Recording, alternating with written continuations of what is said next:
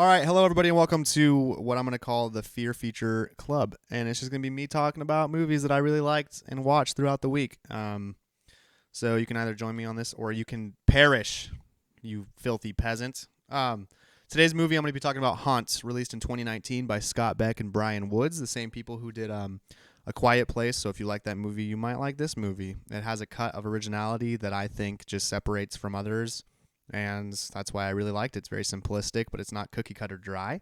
After reading the description of the movie, you would definitely think it follows the same style as Hellfest, released in 2018, where a horror attraction goes wrong or right, depending on who you are and what kind of person you are. Basically, a group of friends go to the haunted attraction only to find out that it's ran by psychopathic cult-like killers. Psychopaths and cult-like killers. Crosses and upside-down stars and stuff. It's kind of like your typical horror movie. The group of characters that we follow is the bigger guy that makes the funny jokes, the one person who is friends with the group, the other person who's kind of shady to the group, the love interest between the final girl and some dude.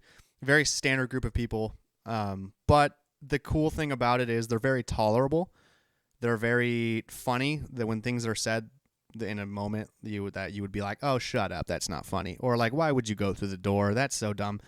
Everything has a reasoning, or everything has a good piece of dialogue to follow it, and I think that's pretty cool. It makes it very easy to watch already. So this movie, it doesn't get more and more complicated in a good way. It gets easier and easier to watch, making it a movie perfect for me. You don't get attached to these characters at all. You don't really get a backstory besides obviously our final girl, who has a little bit of a development problem. But you get attached to their survival. I came up with that one myself. You get attached to their survival and not to the characters. And I think that's important because that's how simplistic and easy a horror movie can and should be. I'm not saying should, but how easy it can be.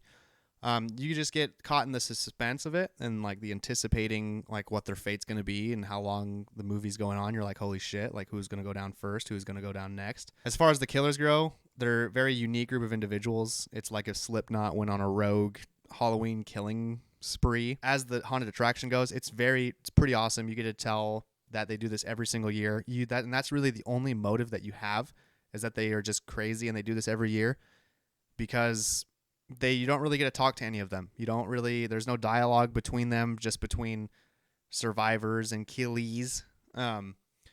Survivors and killies.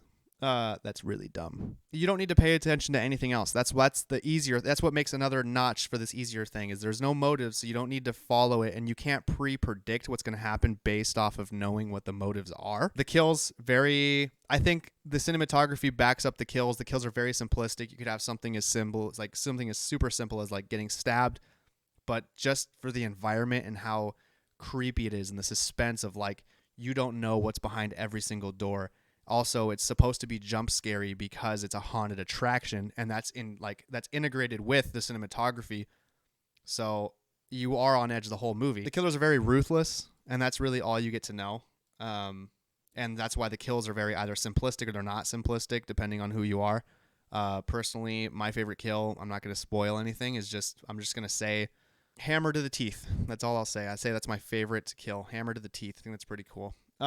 There's some stuff that's done off screen. You kind of just get a hint that they are killed, and then there's stuff that is just blatantly right there, and I think it's fucking awesome. It's gonna leave you pet. It's gonna leave you being like, oh shit, like that guy just got fucked up. The coolest part for me about this movie is the development of the final girl. It's I'm seeing a lot more movies. It kind of reminds me of like Ready or Not or like The Invisible Man. It's not a struggle between the final girl getting to the end of the movie.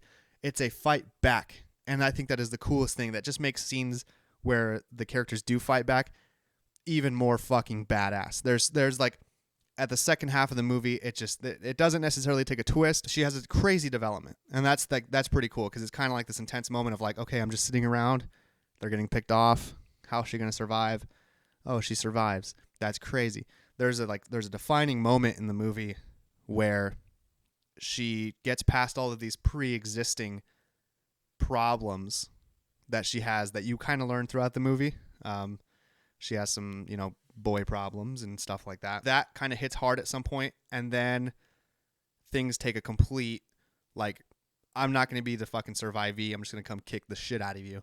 And it's awesome. That's like truly what made the movie for me, was that back half portion, the survival, because I'm attached to their survival. I recommend you check it out. It's a Shudder exclusive, done very well. They have cool, because of these killers have masks and they wear masks. It's a cool collector's piece. Mine's on its way. Trick or Treat Studio sells them. They're pretty cool. And that's why it's added to my yearly watch list, is what I would call it. I mean, just easy going. You can watch this with anybody. It's pretty cool. I'm probably going to post this on the website. If you have any discussion about it, feel free to reach out, comment under the video, comment on the forum on the website. If you have any suggestions, or you also want to do an episode with me, anything like that, let me know. Definitely possible. Also, I just realized I need to change the battery out in this dude because his eye doesn't work.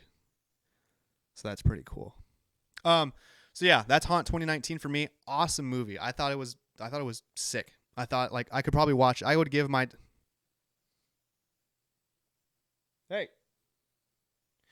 I would definitely give that I would definitely give that movie my time again, and I would love to introduce it to more people. I hope you have a good day. Check out some more movies. Send movies to me. That's what it's all about. So, other than that, I'll see you guys later.